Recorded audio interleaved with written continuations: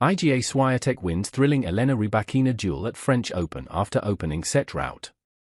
Roland Garros, Paris. Iga Swiatek, a four-time champion at Roland Garros whose progress here tends to be so serene, was pushed to her limit Sunday in a thrilling 1-6, 6-3, 7-5 win over former Wimbledon champion Elena Rybakina at the French Open. For the past 3 years, it has been hard to quantify just how good Swiatek's performances at the tournament have been, because of the obvious gulf in quality between her and her opponent, even when some of them are her rivals at the very top of the sport. Swiatek has not lost a match at this tournament in 4 years, and has rarely been troubled on her way to winning the last 3 French Opens. Not so Sunday.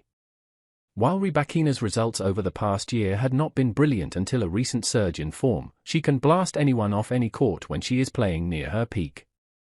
The first set, I felt like I was playing against Jannik Sinner, Swiatek said in her on-court interview, after Rybakina had taken her racket out of her hands throughout the opening exchanges. I just kept fighting, she said. Swiatek trailed by a set and a break, and having lost so many matches against redlining opponents, she could have panicked. On court Philippe Chatrier, where she has been unbeatable the past 4 years, she refused to do so. Just as when she stared down a match point against Naomi Osaka last year, Swiatek dug in and showed why she is the greatest clay court player of the modern era. She was even able to shrug off the frustration of thinking she had secured a decisive break for 5-4 in the final set, only to be denied by a correct overrule from umpire Kada Nouni. Having struggled with her footwork early on, Swiatek came up clutch when she needed to, saving 7 breakpoints in a row at one stage. She's into a quarterfinal against Elena Svitolina, and with little momentum coming into the tournament, she has the wind at her back. A semi-final against world number 1 Aryna Sabalenka looms on the horizon, and would reopen the rivalry everyone in women's tennis wants to see. It means a lot, Swiatek said in a news conference, of facing genuine jeopardy at Roland Garros and coming out the other side. I think I needed that kind of win to feel these feelings that I'm able to win under pressure, and even if it's not going the right way, still turn the match around to win it. I wanted to have a match like that. Obviously it's great to also have full control over the match, but against great players, it's not always going to be possible. I'm happy that I fought, and I also problem-solved on court. Swiatek quickly found herself down 5-0 at the start of the match, bringing back worrying memories of recent defeats to Danielle Collins and Coco Gauff, and even a win against Madison Keys in which she was taken apart in the opening set. Rybakina had a couple of points for a 6-0 set, which would have been Swiatek's first against her at Roland Garros since 2019, but the four-time champion just about clung on. Swiatek had spoken in the week about not chasing down balls during those defeats, and her footwork problems recurred on Chatrier. It was alarming to see her getting caught in her service motion time and again, struggling to stay balanced as Rybakina swung away. Both players left the court at the end of the set, but it was Rybakina who benefited from the stoppage, raising her level even higher and breaking to love by rolling a backhand winner cross-court and then sending a bruising forehand scudding down the line. The question was whether she could sustain the level, with Swiatek needing a dip from her opponent to remain in the tournament.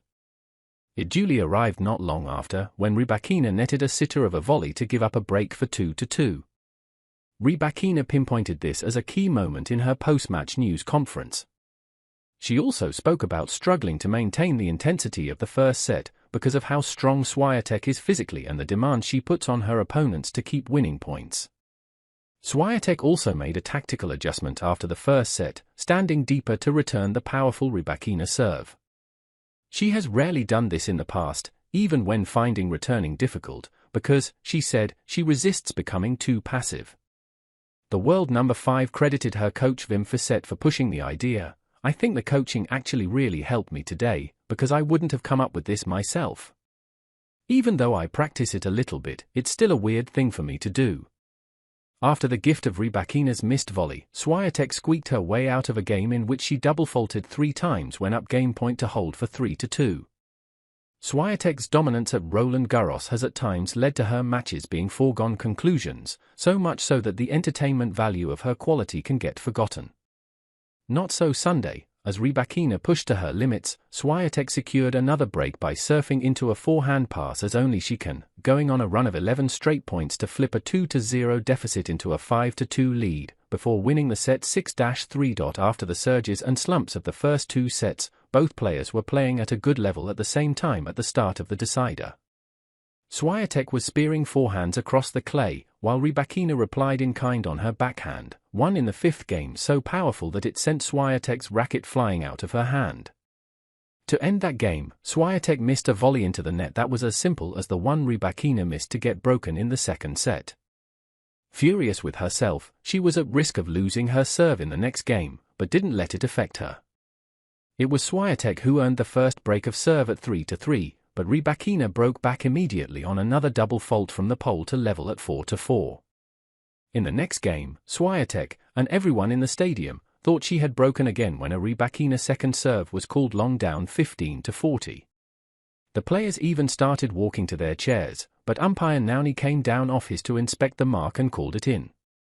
Per the rules, Rybakina was given a first serve, and buoyed by the reprieve, she saved both breakpoints and held for 5-4. She couldn't repeat the trick in the 11th game after Swiatek got things to 5-5, and felt afterwards that, I didn't maybe risk it where I had to, and played a little bit passive in some important moments.